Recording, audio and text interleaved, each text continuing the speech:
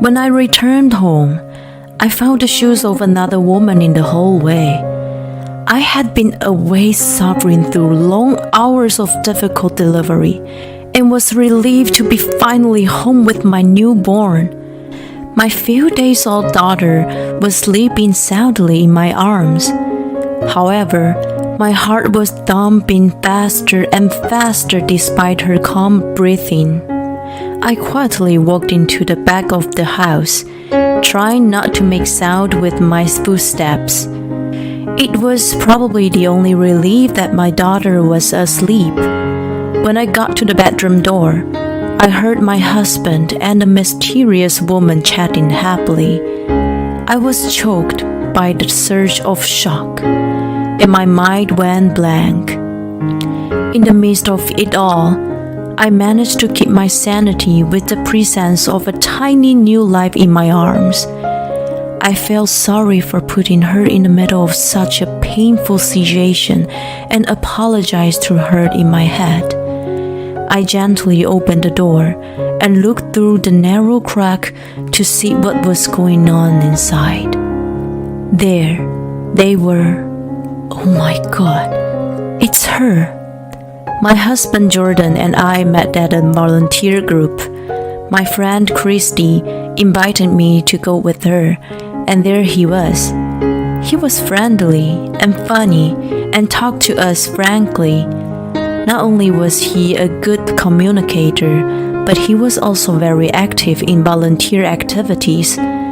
He was willing to take up projects that were said to be hard and stressful.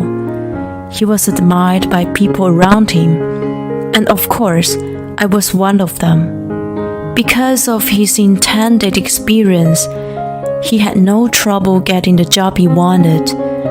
I followed his example and did my best in both volunteering and studying. As a result, I landed a job in the firm I wanted. While celebrating with Christy at a bar, we bumped into Jordan for the first time since he graduated. I was so excited to see the guy I had admired for the first time in a long while that I asked him out to a movie on the spot. He happily took up my offer, and we started going out from the day we had the first date.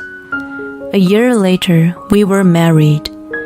Christy was surprised at the speed, but I was confident that he would be the one for me. Although I had little experience with men, I felt strangely comfortable with him. It's delicious. You're the best cook. I saw this recipe on SNS and thought it looked good. I'm so lucky that you like cooking.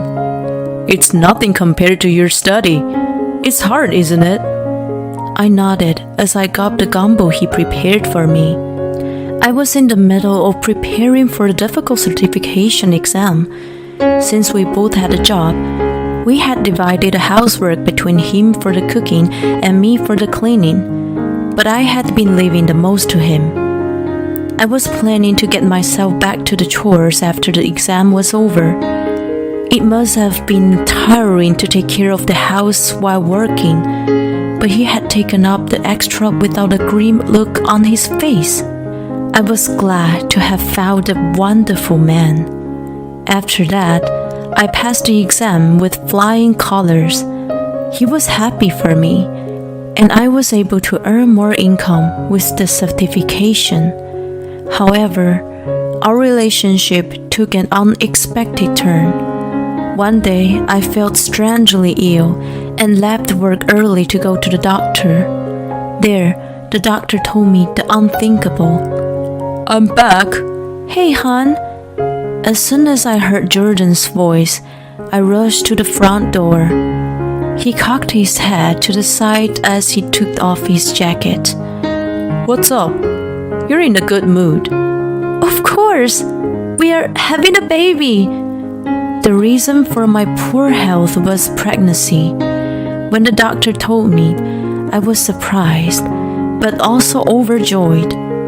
Having kids was always on my mind. I was earning more money than ever, so there was no financial strain. I I expect Jordan to be ecstatic to hear the news, but his face turned grave. Congratulations. He walked into the living room, leaving me stunned and disappointed. I told myself that men were like that. As the time went by, feelings of discomfort grew thicker and thicker. I worked until the last minute even though my health was poor. My colleagues told me not to push myself too hard, but I wanted to work as hard as I could. I loved my job that much. Jordan was also in the midst of his busy season, and we both neglected housework. The madness had reached the limit, so I suggested we hire a housekeeper. He then lashed out. Don't waste our money. Why don't you quit your job and do the housework? I couldn't believe my ears at his unexpected reply. From that day on, he stopped doing any chores out of spite. I honestly didn't understand what was going on with him, but I also didn't have the time or energy to discuss it with him. I didn't want to make things worse by saying unnecessary things. If that was the case, I told myself to do the best. I started to take care of the house in parallel with my work. I was sure that he would return to his sweet ways after the birth. One weekend, while pushing my exhausted body to vacuum, I saw something wedged in the sofa. It was Jordan's phone. I picked it up and was about to put it on the table when I heard a yell behind me. I turned around in surprise and saw Jordan glaring at me hard. Don't look at my things! So naughty! I'm sorry, I was just moving it. Whatever, just give it back to me. He snatched the phone away from my hand so viciously that I fell to the floor. He sighed in frustration. Don't be the drama queen just because you're pregnant. My mom said that she worked hard while she was pregnant with me. You're so spoiled. His words felt like a slap on my face, and my mind went blank. Did he really need to say that much? He was disgruntled and stared at me coldly. I feel sorry for the child, having such a pathetic mother. I'm sorry. I reflexively apologized when the child was mentioned. I was going to give birth to and raise a human being. There was no time to discourage or hurt.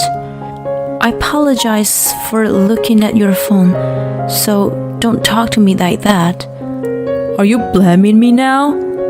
You used to be cute, but you've changed. I looked down, hearing the insult coming out of him. The next day, I fainted from anemia at work. I had the will to continue working, but I seemed to reach my limit. I talked to my boss that day and set a date for my resignation. A few weeks later, I visited the hospital again. You're anemic, so there's a good chance you have a difficult natural birth. Is that so? Yes, and it's not so good that you're a little overweight. Try to exercise more and eat healthy.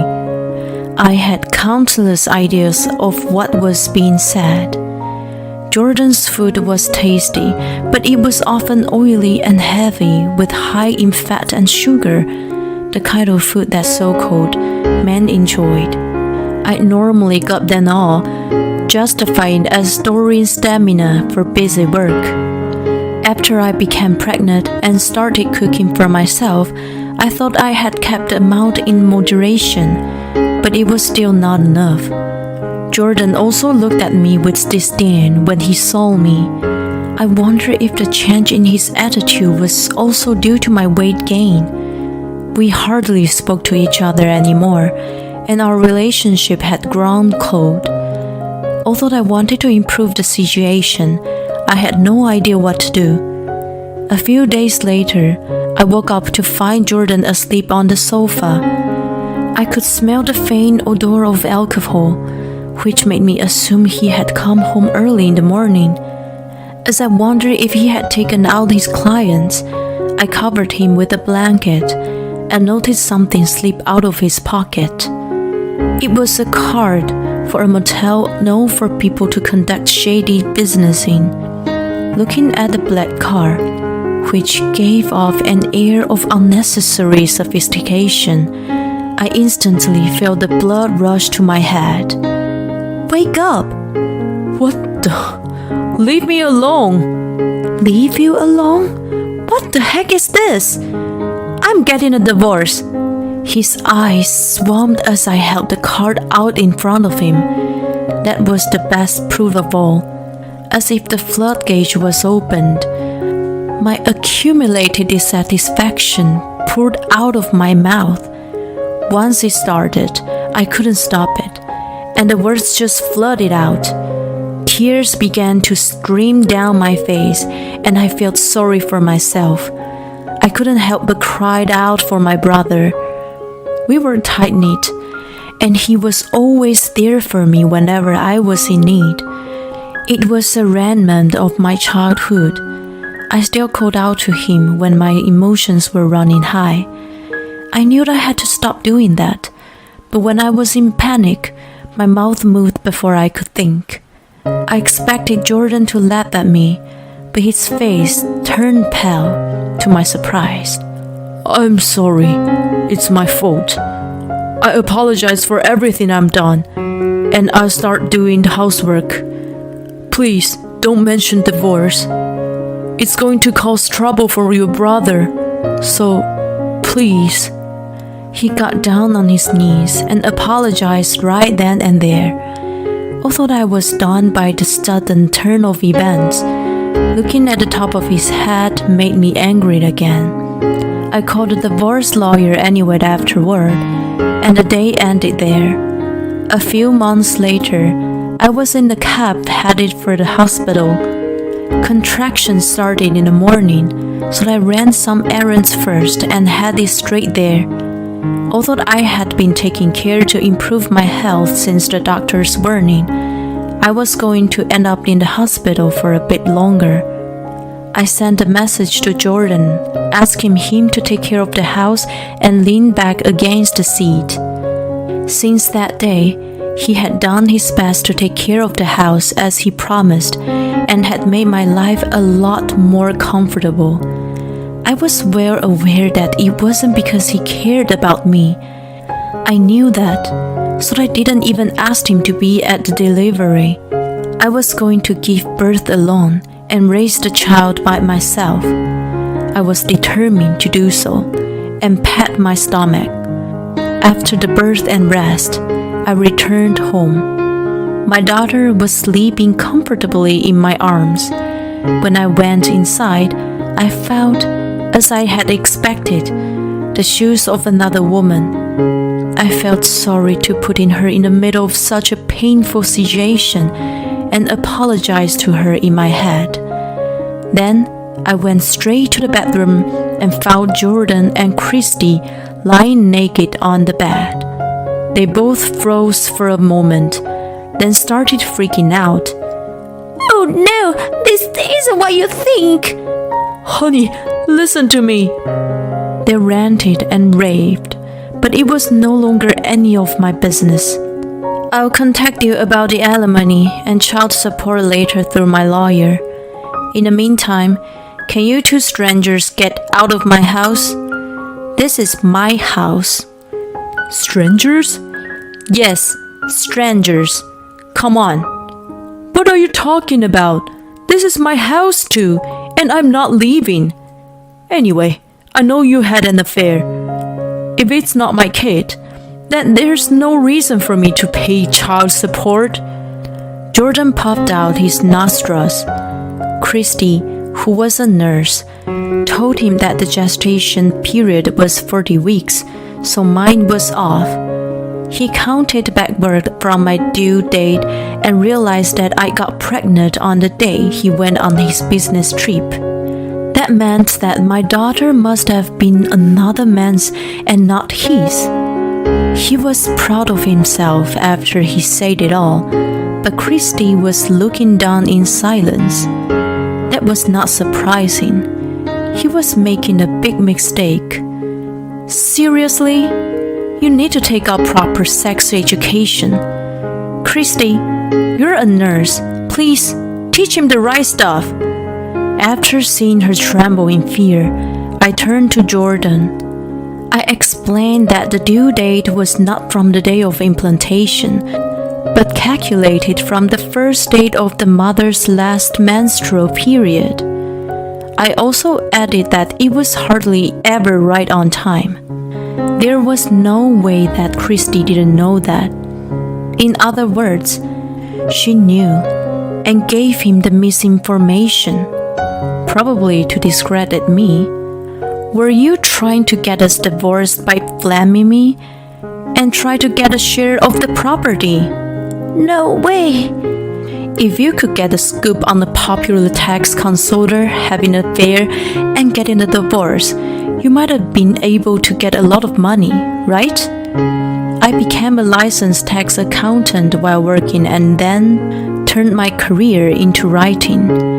I had been writing easy-to-understand articles about finances, and my name was slowly gaining recognition in the industry. I even received an offer to publish the book. Jordan must have noticed that I was making more money than him and was probably planning to take advantage of that. He finally realized the situation he was in.